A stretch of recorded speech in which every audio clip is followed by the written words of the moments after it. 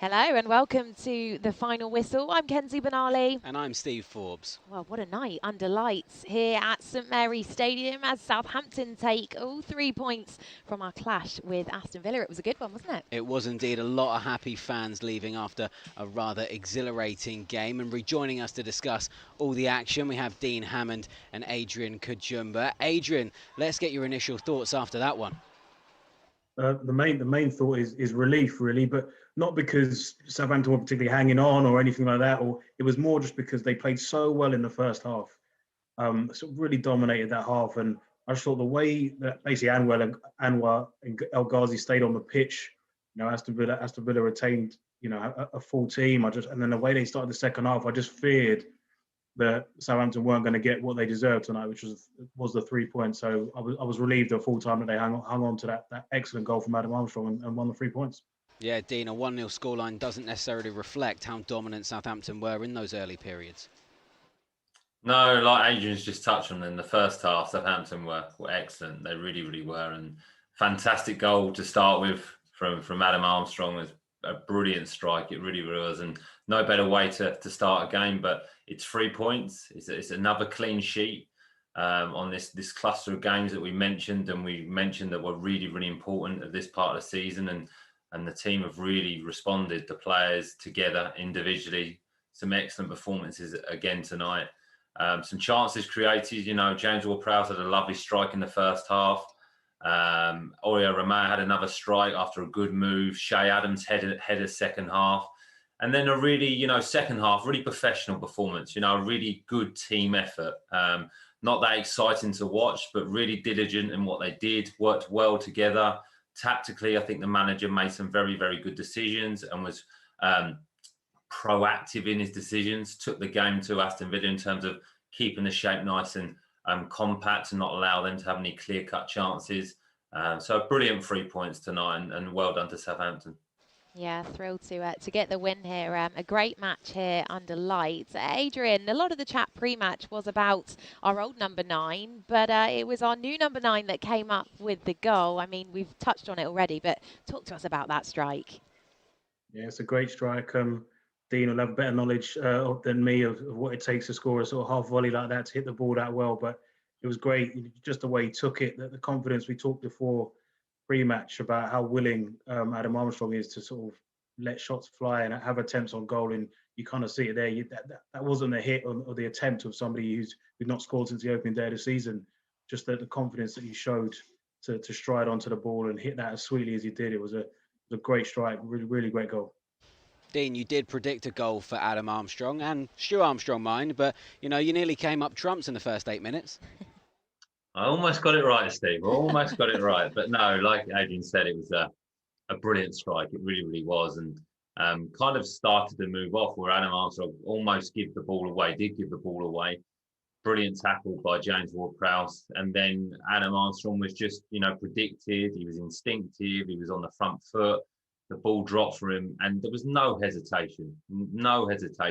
A lovely strike. He looked like a player, like Adrian's touched on, that was full of confidence and has belief in him, and he is a natural goal scorer. And you can't even say that's a chance, really. It's just instinctive. He's hit it, but it's a great strike, and it's a brilliant way to start the game. It really was. And then the chance of Stuart Armstrong came from a set piece, which I think Southampton looked dangerous from all evening, and Aston Villa looked really vulnerable from. And he found himself in a lot of space, and I think he had too much time to think about it. He's thinking, do I side foot it? Do I strike through it? Do I pull it back? And just had too much to think about it. And in the end, didn't really do anything with it, which, for Stuart Armstrong, with the ability he's got, he will be disappointed with that. But it's not easy when the ball's coming out of the sky. But I thought he had an okay game tonight, Stuart Armstrong, in what he did. You can see he's still building up his fitness, but he picked up some lovely areas on the pitch. Tried to be creative, was very, very good in his movement and linked the play very, very well. So he had an effect on the game. But yeah, like you say, I almost got a prediction right, Steve. I've got one thing right, so I'll take it. So close, edging ever closer. Maybe next time you'll get it right, Dean.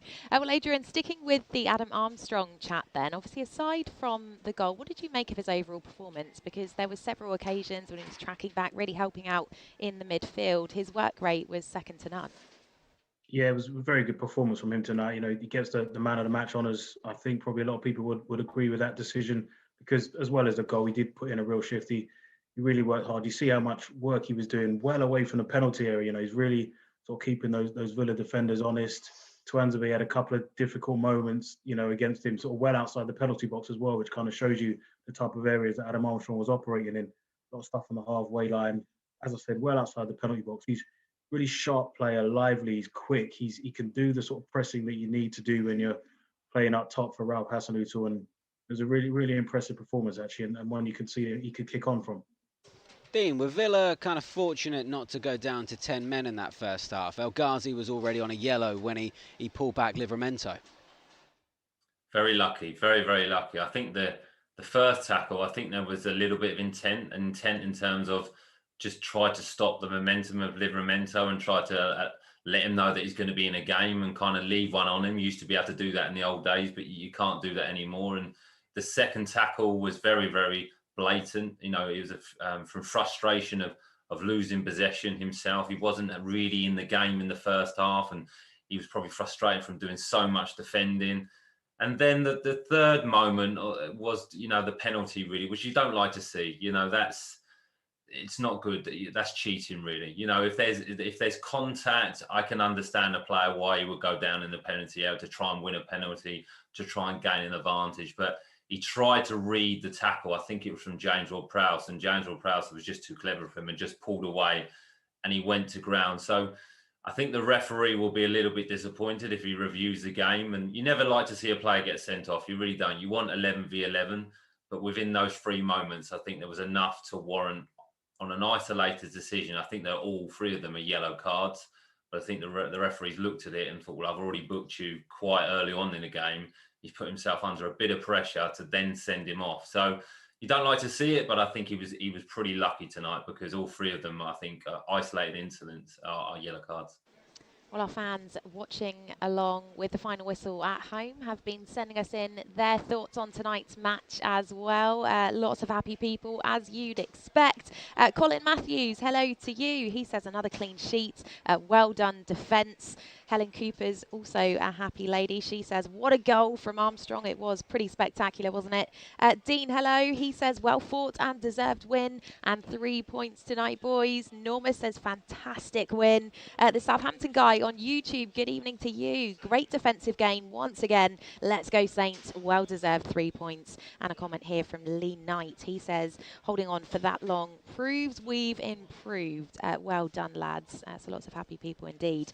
Adrian, let's move the chat on to Shay Adams then, shall we? Because some really terrific touches from him. He wasn't able to get a goal tonight. But what did you make of his overall performance? Quite similar to Armstrong's, actually, in terms of the work that he puts into a game.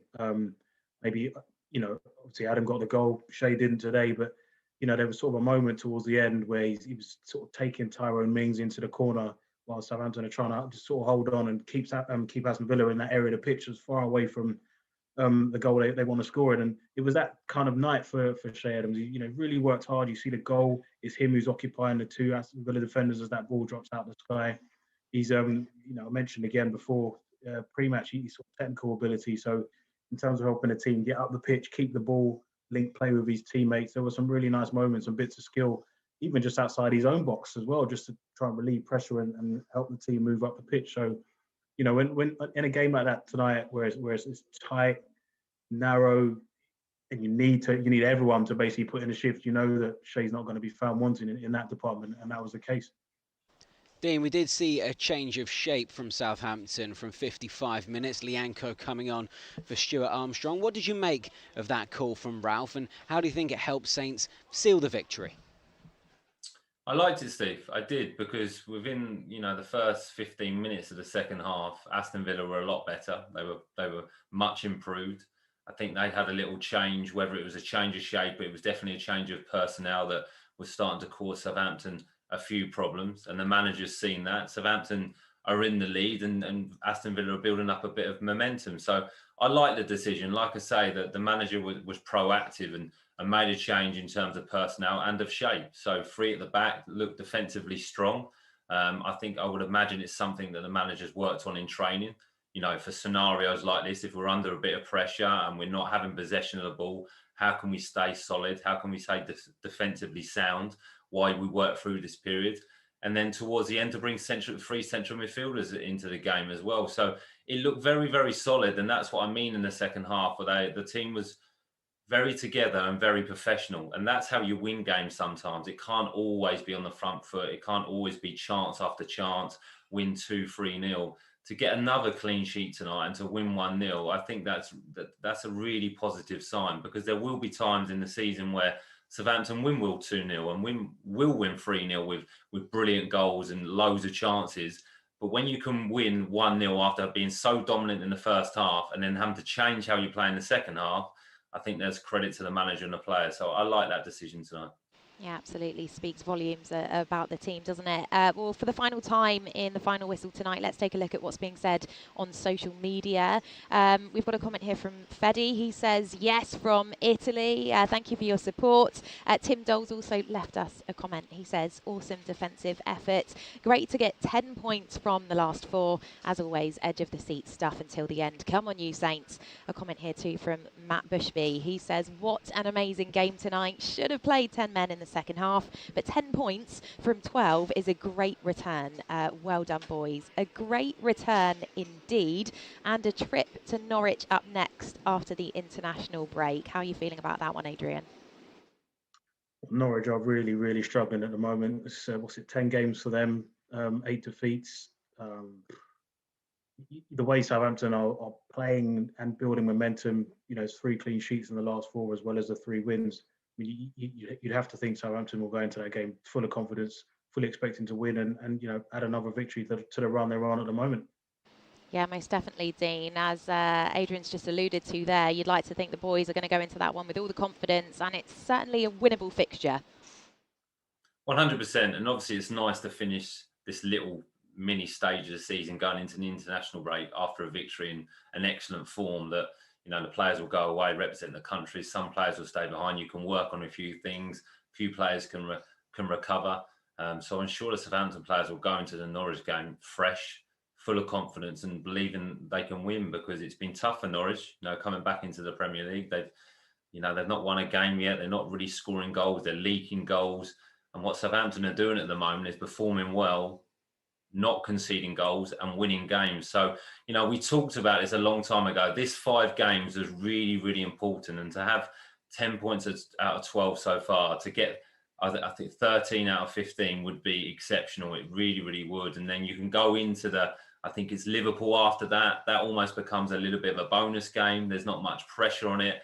And Southampton have shown this season against the bigger teams, they can perform as well. So it's looking very, very good at the moment. I'm sure in that dressing room, the boys are very, very happy. And like you say, we'll be looking forward to the Norwich game after a little bit of a break. I'm sure they will be. Well, Dean, Adrian, great to chat to you again. And thank you for all your input on Saints Live and the final whistle today. Well, that's it for tonight. It's 3 points in the bag as we head into the international break. So we won't be back with you until Southampton travel to Norwich on the 20th of November. Try not to miss us too much. We'll see you soon.